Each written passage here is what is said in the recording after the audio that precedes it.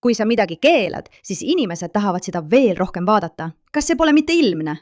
Kui ütled lapsele, et ta ei tohi kommi süüa, siis ta tahab seda veel rohkem. Ja kui ütled täiskasvanule, et ta ei tohi mingit filmi vaadata, siis ta tahab seda filmi veel rohkem vaadata. Tegelikult pole olemas paremat viisi filmi reklaamimiseks kui selle filmi keelamine. Ja täpselt nii juhtuski filmiga Citizen Vigilante, mis keelati Saksamaal, sest see räägib mehest, oma kohtunikust, kes otsustab ohvrite eest õiglust nõuda vägistamiste puhul, mille on toime pannud, nagu võite arvata, ebaseaduslikud migrandid. Ja nüüd, pärast seda, kui see film keelati ja Elon Musk sellest rääkis, on see jõudnud Amazoni esikohale. Sest inimesed Ameerikast ja üle kogu maailma tahavad mõista, mida valitsused nii väga kardavad, et nad peavad selle filmi keelama. Ja vastus on üsna lihtne. See on üsna lihtne, mu sõbrad. Selle filmi põhisisu on see, et valitsus ei tee piisavalt, et kaitsta noori naisi. Nii et see tüüp, keda mängib Armie Hammer, kes on ise üsna vastuoluline, läheb välja ja teeb valitsuse eest töö ära, et vabaneda inimestest, kes pole kunagi oma tegude eest vastutanud. Ja ma arvan, et valitsused saavad aru, et mida rohkem inimesed mõistavad, et see on tegelikult täiesti vastuvõetamatu, et vägistamised on Euroopas muutunud normiks, seda rohkem tuleb selle vastu midagi ette võtta. Võib-olla hakkavad inimesed valitsuse poole vaatama ja küsima, miks valitsus ei võta vastutust. Olgem nüüd väga selged, et meid ära ei keelataks. Me ei usu, et inimesed peaksid oma kohut mõistma ja ise õiglust taga ajama. Aga see ei ole selle filmi mõte. Enamik inimesi ei vaata Supermani ja otsusta siis Supermaniks hakata. Kuid siin on peidus väga oluline lugu ja sõnum. Ja kodanik Valvur on nüüd teinud täpselt seda, mida ta pidi tegema. Levitada sõnumit, et noori tüdrukuid ei kaitsta nii, nagu valitsused peaksid neid kaitsma. Ja just seda Saksamaa kardabki. Seda kardab ka Euroopa. Inimesed saavad tegelikult aru, et kõik, mis on juhtunud, ei ole lihtsalt okei ega vältimatu. See on tegelikult tingitud valitsuse puudusest. Nüüd ütleb selle produtsent Bo, et kui inimesed jätkavad selle filmi vaatamist, hakatakse varsti juba uut osa filmima. Ja ma tahan teile meelde tuletada, kas te kõik vaatasite? Kas te kõik vaatasite omal ajal filmi Võetud? Teate küll, see film Liam Neesoniga, mis oli üks suurimaid hitte, ma arvan, 2010 või 2011 aastal, eks? 2008 aastal, kus ta oli erru läinud CIA agent ja ta jälitas mehi, kes röövisid tema tütre Pariisi reisil. Selle jõugu liikmed, kellega ta võitles, olid Albaania inimkaubitsejad. See polnud tol ajal mingi hull film. Tegelikult põhines see suurel määral reaalsusel aastal 2008. Ja see film järgib tegelikult väga sarnast süžeed, kuid nad kardavad väga, et sa sellest aru saad. Nagu Antsin kirjutab, tahab nüüd vasakpoolne pool, et sa usuksid, et kodanikuvigilantlus on kuidagi rassistlik või paremäärmuslik. Aga on naljakas, et keegi ei kurtnud selle üle filmi Taken puhul 2008 aastal. Ja tal on täiesti õigus. Loomulikult jõuame teise osa stseenideni, aga siin on Patrik. Kuid Taavet ütles, et ta vaatas eile õhtul filmi Kodanikuvigilant. On põhjus, miks see on Apple'i platvormil number 1 film. See puudutab seda raevu, mida miljonid inimesed tunnevad, kui nende oma valitsus ei kaitse neid ega nende lapsi. Pole ime, et Saksamaa ja mitmed teised riigid on selle filmi ära keelanud. Seda peab kindlasti vaatama. Esimene, kohe praegu! Muidugi on vasakpoolsed selle filmi ja Elon Muski vastu välja astunud. Rikkaim mees maailmas, see on Joss Solsoni sõnul, rikkaim mees maailmas toetab aktiivselt filmi, mis avalikult propageerib moslemitest sisserändajate graafilist, jõhkrat ja massilist tapmist. See ei ole mingi usutav eitav käemärk, see on otsene. Selle peale ütles Kentucky tüdruk. Tead, Josh, mul pole üldse midagi selle vastu, kui vägistajad kardavad, et neid tulistatakse ja tapetakse oma kohut mõistvate inimeste poolt. Mul pole midagi selle vastu, kui nende kaasosalised pered tunnevad hirmu. Mul pole midagi selle vastu, et nad ei tunne end minu riigis turvaliselt. Võib-olla nad lihtsalt ei peaks naisi vägistama. Kuidas sellega on, Josh? Loomulikult me ei toeta oma kohut. Las ma kordan seda 1,000,000 korda üle. Aga mis selle filmi juures nii huvitav on see, et see puudutab väga hästi, täpselt, kogu seda mentaliteeti, mis praegu Saksamaal toimub. Ma ei tea, kas te olete seda klippi näinud. See on hullult ringelnud, aga vaatame seda korraks. Ma olen siin, et näidata teile, et ei ole enam ohvrid. Ma olen siin, et näidata teile, et on aeg välja minna ja neile värdjatele näidata, et nad ei pääse enam sellest puhtalt. Pidage meeles, ma teen seda teie jaoks. Kuni te õpite seda ise enda jaoks tegema.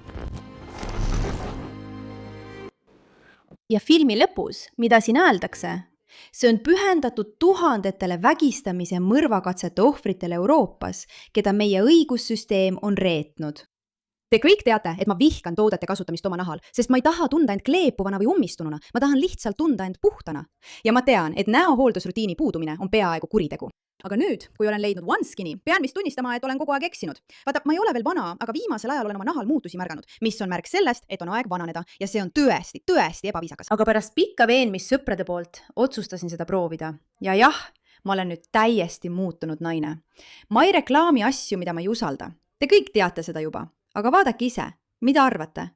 Ja see pole ainult minu kogemus. OneSkinil on üle 10 000 viieterni arvustuse ja nad on nüüd naha pikaajalisuse liider. Pean teid hoiatama, et erinevalt sellest, mida internet tahab teile uskuda anda, ei ole tegelikult vaja keerulist rutiini, et saada ilusam nahk. Üle 10 aasta kestnud pikaajalisuse uuringute tulemusena loodud OneSkin OSO1 peptiid on tõlestatult suunatud vananemise nähtavatele tunnustele, aidates teil saavutada kõige tervema naha nii praegu kui ka vananedes. Piiratud aja jooksul proovige OneSkin toodet 15% soodsamalt kasutades koodi MEIRA aadressil oneskin.ch/ või oneskin.ch/meira. See on 15% soodustust oneskin.ch koodiga MEIRA. Pärast ostu küsitakse teilt, kus te neist kuulsite? Palun toetage meie saadet ja öelge neile, et meie saatsime teid.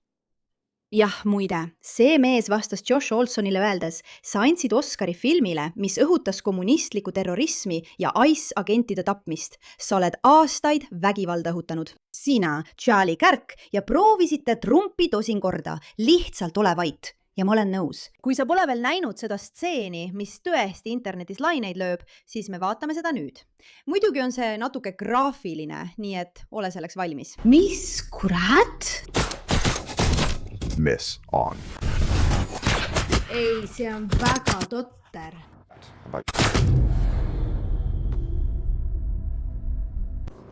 Tere, Ibrahim. Õnnistused sulle ja su perele. Ma tahtsin küsida, kas me võiksime kiiresti rääkida sinu pojast. Kas sa oled ajakirjanik? Ei. Ma olen lihtsalt kodanik. Olen siin, et aidata. Kui te midagi tahate, võite pöörduda meie advokaadi poole. Meil ei ole midagi öelda. Vabandust. Võib-olla räägime natuke. Tagasi.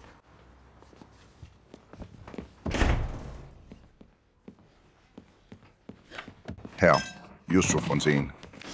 Relax. Go. Rahun, Yusuf. Yusuf! Jookse, kuhu nad lähevad? Mida panna? Mis kuradi värdes? Mida sa teed? See ei ole. Võimalik. Mine räägi oma pojaga. Sidusin midagi ta jala ümber. Ma ei tabanud arterit. Ta peaks korras olema. Sina, võta mobiiltelefonid laualt ära. Kõik. Korja need üles. Isa, tõsta Jusef diivanile. Diivanile. Mobiiltelefonid lauale. Mida sa minu tahtad? Ma tahan, et sa istud sina. On the table. I want you to have a seat. Neil tuleb väike vestlus. Mida sa teed? Istu. Istu. Istu. Calm. 2, 1. Sinu poeg ja tema sõbrad pidid vägistama selle 14-aastase tüdruku. Ma olen nii traumeeritud. Nad olid oma lapsepõlvest nii traumeeritud, et ei suutnud oma riistu pükstes hoida. Ta on noor. Ta ei tea mitte midagi. Kas sellepärast sa tegidki seda, Yusuf? Vabanda, me tegime seda. Ma arvasin, et ta tahtis, et sa haaraksid ta kinni ja tõmbaksid ta pargi vaiksemasse nurka põõsasse. Ja ta tahtis, et sa paneksid käe ta suu peale, samal ajal kui su 7 sõpra teda kordamööda vägistasid. Ta pidi roomama nendest põõsastest välja käte ja põlvede peal. Ja nüüd elab ta iga päev hirmus selle ees, mida sina ja su sõbrad võite teha, kuna teid õigeks mõisteti. Muide, see oli sinu advokaadid väga hea töö kujutades neid ohvrina. Mis see oli? Traumatiline integratsioon. Kui realistlik see tundub? isa kaitseb poega öeldes, et ta on noor, ta ei tea midagi. Midagi sellist nagu me ei teadnud, me arvasime, et ta ise tahtis seda. Traumaatiline integratsioon. Kas need kõik kõlavad sinu jaoks nagu tõsiselt võetavad vabandused mõtlevale inimesele jõugu vägistamise kohta? Ma ei tea. Minu jaoks mitte. Vaimne tervis nüüd ja tugi. Me saame tulevikus paremaks. Ma luban seda. see on õige vastus. ainus probleem on see, et sinu sotsiaalmeedias pole ma pärast seda sündmust näinud mingit kahetsust. ega empaatiat. Tegelikult arvan, et sa ütlesid, et ta vääris vägistamist. Ma mõtlen seda, et nad riietuvad valesti ja ajavad poisse oma mini seelikuta ja paljastatud jalgade ning rindadega lihtsalt üles. Sa kirjutasid, et ta vääris seda. Ma kustutan selle ära. Kas sai on väärtused, mida sa oma lastele õpetad? Ma õpetan talle väärtusi Koraanist ja meie pereväärtusi.